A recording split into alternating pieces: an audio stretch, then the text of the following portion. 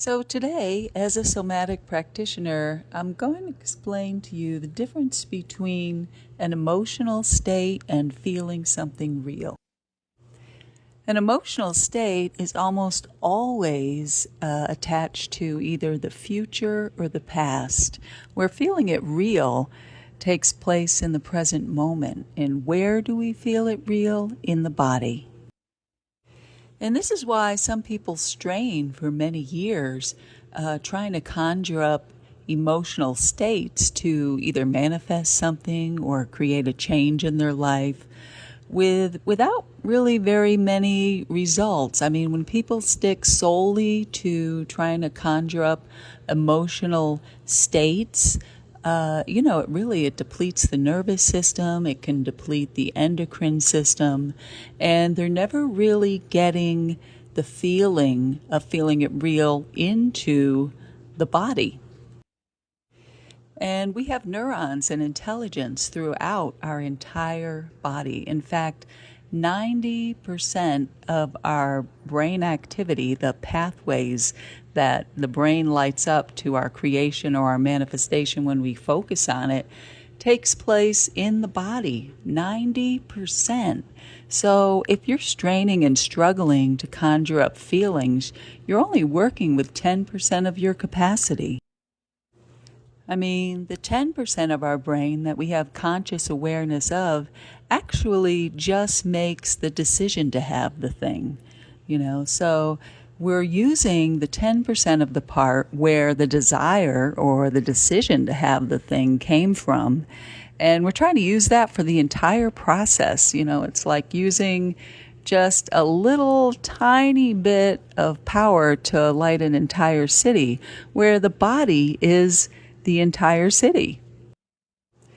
So how do we go straight into the body? How do we go straight into that 90% easily, without all of the mental straining and all of the meditation sessions and all of the affirmations and the vision boards and, all of that? How do we just go straight to the body? How do we go straight to accessing the 90% of our brain and what is going to light up the pathway to our creation or manifestation? So start with giving your body something systemic to react to, because this is the way the body has been working since day one, since we were born. When we're a baby, we react to our somatic stimulus around us. You give the baby a pacifier, it reacts to it. I mean, this is before we even have logic.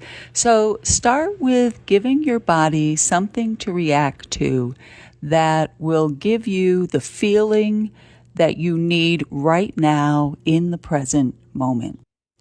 And I'm talking about the feeling, not the emotion. And this is where people get tripped up, and this is where people get confused.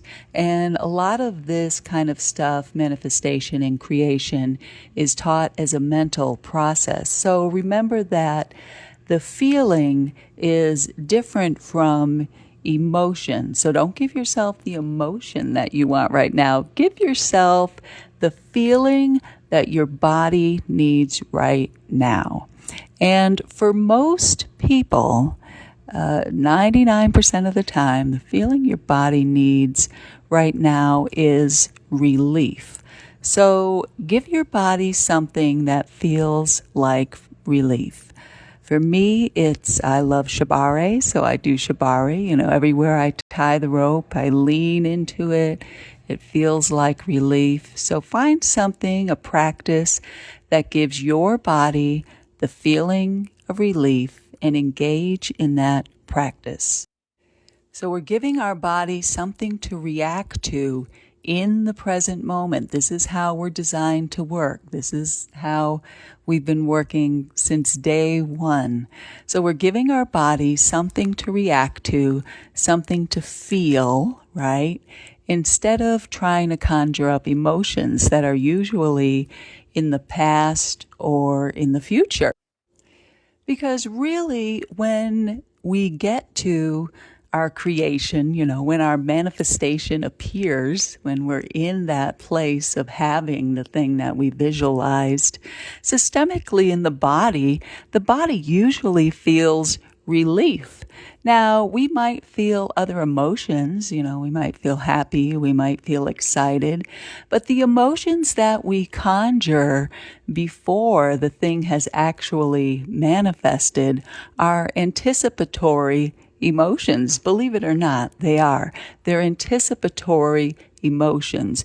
We really only know the emotions that we will feel when we get to the actual creation, when we're there in the actual manifestation state of the thing that we have visualized. And I'm sure many of us have experienced this many times where you're like, wow, I thought it would feel like this, but now that I have it, it feels like that. So the feeling is, not something you're going to have until you're actually there. And this is what really trips people up in trying to use the conjuring up of feelings in their manifestation or creation process.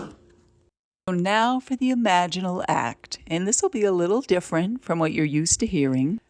So since we know the systemic feeling, not the emotion, but the systemic feeling is usually relief once we get to our creation, now that we're in a feeling of relief, doing our practice or whatever it is that gives our body a systemic feeling of relief, this is the time to do your imaginal act, right? Add some sensory information to your relief feeling practice. So you can use a picture, right? You could use a picture of the person or a thing.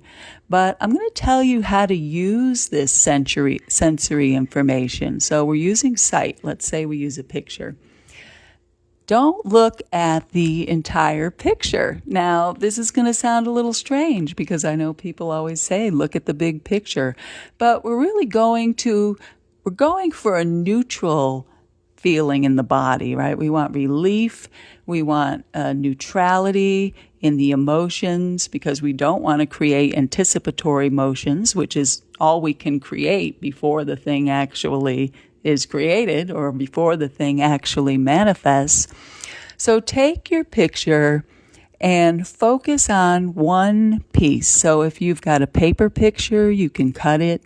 If it's on your phone, you can crop it and find one piece of the picture to focus on. So if it's a person, focus on, maybe their hair, or if they have tattoos, just crop it down to their tattoo. If it's a car, crop it down to the wheel or crop it down to the steering wheel. And we're just going to use one small piece for the imaginal act. And notice the feelings in your body when you're looking at this one small piece. Notice the feelings in your body. You're not going to feel the anticipation, or you're not going to feel like you need to conjure up emotions. You're not going to feel like you need to conjure up these anticipatory emotions because your body is already in a state of relief through whatever somatic practice that you've chosen. Like I said, I've choose Shibari. That's what I like to do. And when you're looking at just a small piece, it's really bringing you into the present moment. And it's fostering more of a feeling of neutrality. When you're in the wish fulfilled, you'll just be looking at either the steering wheel, or you might walk by and look at the wheel. You're not looking at the whole thing. You might once in a while stand back and look at the whole thing, and then you're going into the past, really. You're reminiscing. You're going into the past or the future when you look at the whole thing. Oh, remember when I wanted this? Oh, what am I going to do with this in the future? But in the present moment, you're really just looking at one piece at a time. And even if you're using this to manifest a specific person, you're looking at that person. When you're in the present moment, you are either looking at their hair or looking at a particular part of their body. And usually when you stand back and look at the big picture, you're thinking about the past, what it was like before when you missed this person, or you're thinking about the future, what's the big picture? What are you going to do with them in the future? So cut your imaginal act down into one little piece, one little square, because really this is how your sensory information is going to be looking at it in the present moment. So that is going to bring it into the present moment, right into the present moment, right into a place of neutrality, and right into the place of you accessing the 90% of your somatic sensory information and intelligence that will light up the path straight to your manifestation. So if you stayed to the end, I'll introduce myself. My name is Jax. I'm a somatic practitioner, and I've been a somatic practitioner for over 20 years now. And I started this channel to offer to you guys and really make easy to understand the somatics of the creative process. So if you're interested in this type of material, stick around.